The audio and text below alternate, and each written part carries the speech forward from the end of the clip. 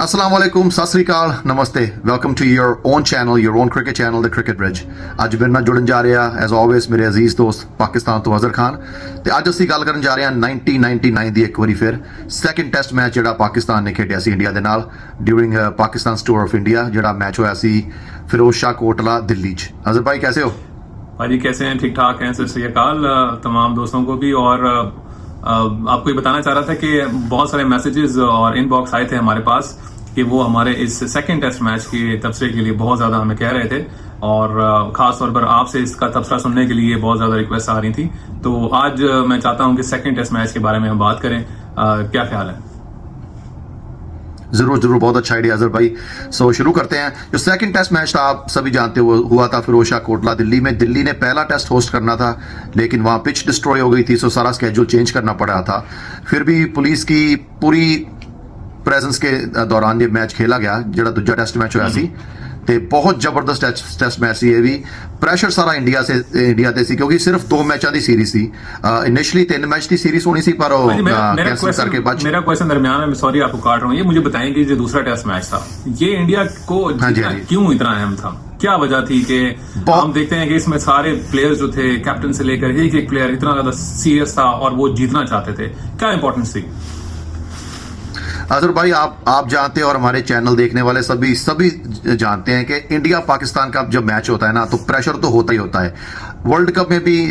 Message होता है कि पाकिस्तान को हरा दो इंडिया वालों, और सेम मैसेज पाकिस्तान में होता है कि इंडिया को हरा दो चाहे वर्ल्ड कप भी ना जीतो। हम मैच जीते इंडिया से, उसके बाद हम वर्ल्ड कप बेशक अपने पास रखें, हमें नहीं चाहिए। हाँ, हम शुरू से ये ऐसा ही रहा इंडिया पाकिस्तान का। और इस बार प्रेशर और भी ज्यादा इसलिए था क्योंकि पाकिस्तान इंडिया आ रहा था 1989 के बाद, 10 साल के बाद, और पहला टेस्ट इंडिया ने 12 रन से हार दिया था और इंडिया काफी फॉर्मिडेबल टेस्ट टीम होती थी, ऑस्ट्रेलिया को हराया था। तो प्रेशर बहुत था कि अगर ये भी मैच पाकिस्तान जीत के चला गया तो पता नहीं अगली सीरीज कब होगी, लेकिन हमें बार बार ये याद रखना पड़ेगा कि पाकिस्तान इंडिया की धरती पे आया इतने प्रेशर में और इंडिया को 2-0 से सीरीज हरा के चला गया। सो ह्यूज ट्रेमेंडस प्रेशर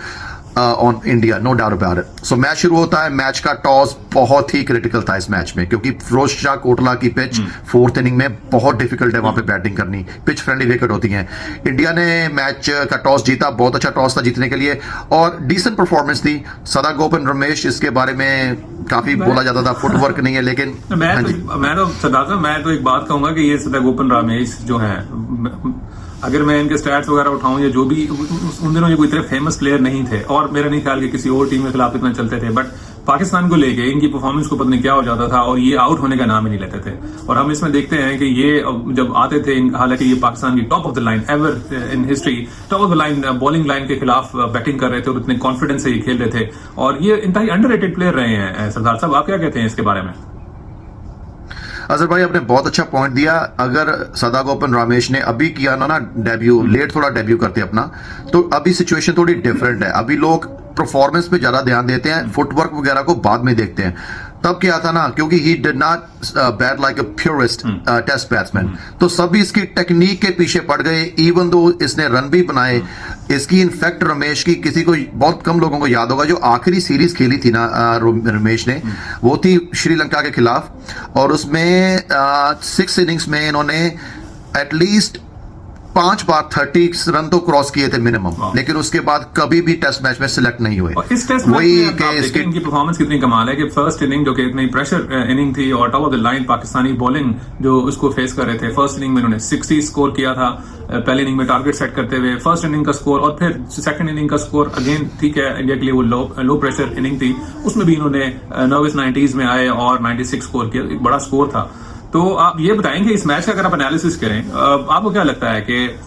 ये इस मैच के हाइलाइट्स क्या हैं? पाकिस्तान ये मैच कौन सा ऐसा लम्हा था आप समझते हैं कि पाकिस्तान ये मैच हार गया था? सर 2 मेन पॉइंट होंगे। एक तो बड़ी सैड बात है हमारे देशों में कि हम सुपरस्टार कल्चर से बाहर निकल ही नहीं सकते।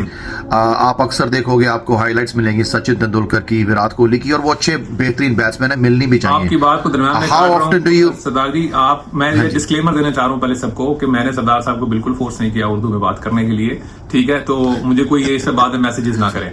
चलें, आप अपनी बात कंटिन्यू करें। चलो मैं मिक्स खिचड़ी बना ਦਿੰਨੇ ਆਪਾਂ ਹਿੰਦੀ ਪੰਜਾਬੀ ਤੇ ਉਰਦੂ ਦੀ। ਸੋ ਜਿਹੜਾ ਸੁਪਰਸਟਾਰ ਕਲਚਰ ਹੈ ਨਾ ਭਾਜੀ, ਉਹ ਸਾਡੇ ਦੋਨਾਂ ਦੇਸ਼ਾਂ ਨੂੰ ਨਹੀਂ ਛੱਡ ਰਿਹਾ। ਹੁਣ ਤੁਸੀਂ ਬਹੁਤ ਘੱਟ ਦੇਖੋਗੇ ਤੁਸੀਂ YouTube ਤੇ ਸਰਚ ਮਾਰਨੀ ਸ਼ੁਰੂ ਕਰ ਦਿਓ ਤੁਹਾਨੂੰ ਸਦਾ ਗੋਪਨ ਰਮੇਸ਼ ਦਾ ਕੋਈ ਉਹਦੇ ਬਾਰੇ ਗੱਲ ਹੀ ਨਹੀਂ ਕਰ ਰਿਹਾ ਕੋਈ ਫੈਂਸੀ ਕ੍ਰਿਕਟਰ ਨਹੀਂ ਸੀ ਪਰ ਇੰਨੇ ਜ਼ਿਆਦਾ ਪ੍ਰੈਸ਼ਰ ਮੈਚ ਚ ਫਰਸਟ ਇਨਿੰਗ ਚ ਵੀ ਇੰਡੀਆ ਦਾ ਟਾਪ ਸਕੋਰਰ ਕੌਣ ਸੀ ਰਮੇਸ਼ ਸੈਕੰਡ ਇਨਿੰਗ ਚ ਵੀ top scorer Ramesh so basically ਤੁਹਾਡੇ ਕੁਐਸਚਨ ਤੇ ਜਾ ਰਿਹਾ ਕਿ ਮੇਨ ਡਿਫਰੈਂਸ ਕੀ ਸੀ ਨੰਬਰ 1 ਤੇ ਲਿਸਟ ਕਰਨਾ ਪਏਗਾ Ramesh under pressure India has lost the first match this is the only match left in the series Sadagoppan Ramesh against Wasim Akram Waqar Younis against Saqlain Mushtaq exactly Mushtaq Ahmed on Feroz Shah Kotla pitch दो मैचों च लगातार हाईएस्ट स्कोरर इंडिया दा रहा ना सचिन ना द्राविड़ ना Sourav Ganguly 2 innings back to back highest scorer Ramesh सी number 1 difference number 2 sir 252 score India दी फर्स्ट इनिंग्स ठीक सी एवरेज स्कोर सी बहुत ज्यादा वधिया नहीं सी Pakistan was one up in the series Pakistan को मौका सी जे 50-60 रन दी लीड ले लेंदा ते चौथी इनिंग इंडिया ली तीजी inning I am sorry India ली बहुत मुश्किल होनी सी पर I think Pakistan missed a huge opportunity in the second innings they were bundled out for only 172 and in my humble opinion match तभी खत्म हो गया था सर उसके बाद सरप्राइज एक मिला कुंबले की तो शानदार बॉलिंग थी उन्होंने 4 विकेट्स ली फर्स्ट इनिंग में लेकिन एट द सेम टाइम एक यंग स्पिनर आता है पाकिस्तान के सामने हरभजन सिंह आता है और वो एक मैं समझता हूँ एक मिस्ट्री स्पिनर ही था उनका एक्शन उनकी एनर्जी उनकी एजिलिटी बड़ी जबरदस्त उन्होंने बॉलिंग कराई थी और उन्होंने जिस तरीके से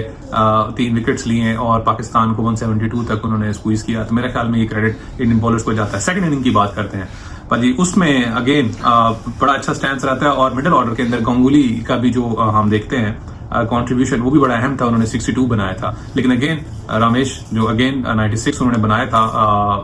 ओपनिंग पेयर वो बहुत डेफिनेटली अहम था जी सरदार जी मैं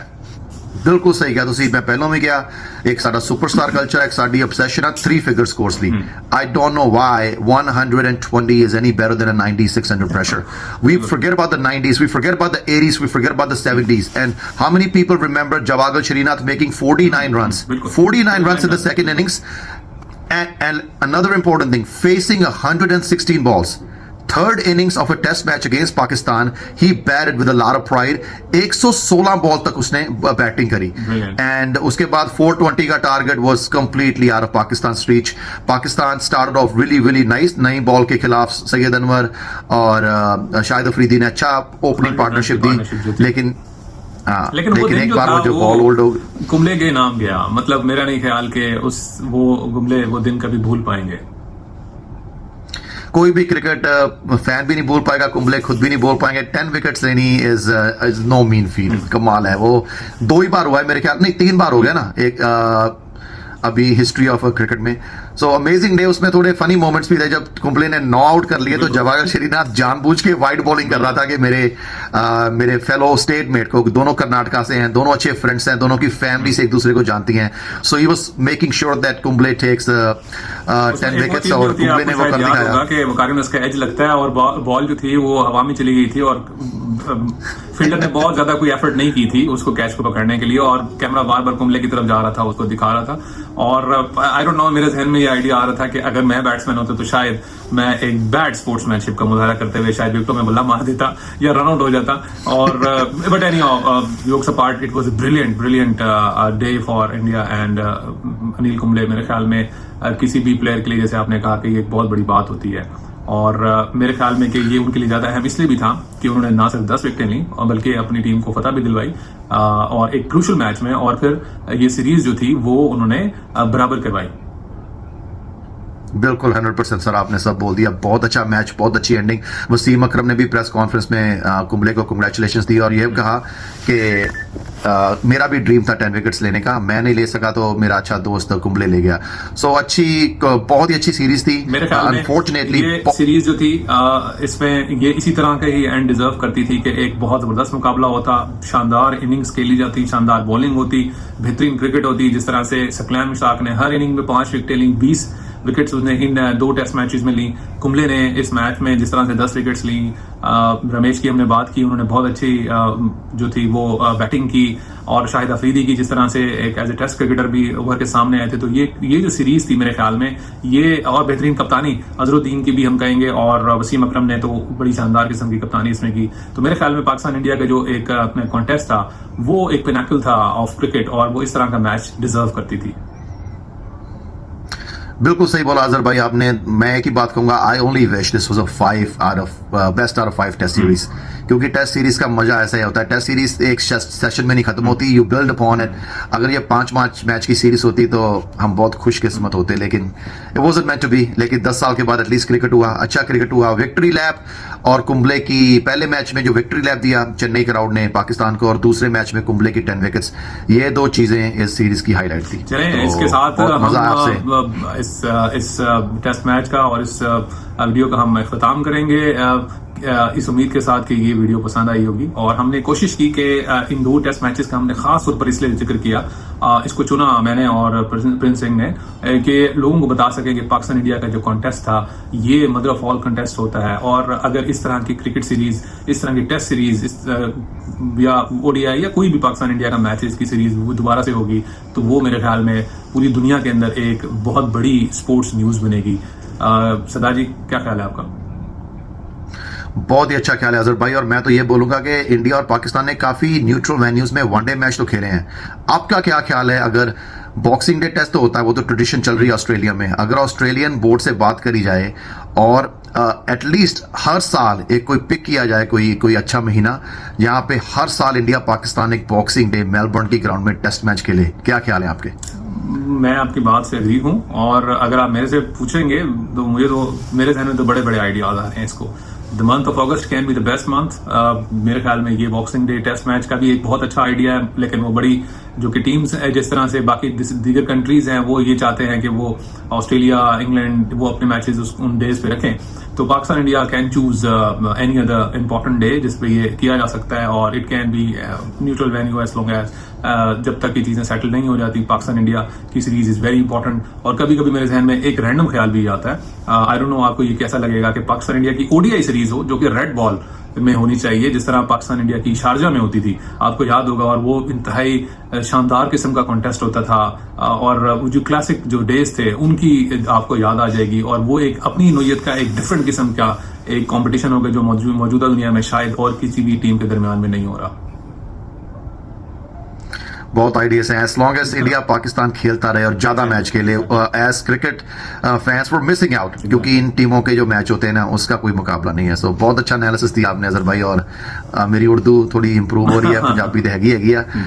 तो वंस अगेन हमारे चैनल को सब्सक्राइब कीजिए प्लीज, और हमें अपने व्यूज और आइडियाज पेश करिए। शुक्रिया, थैंक यू।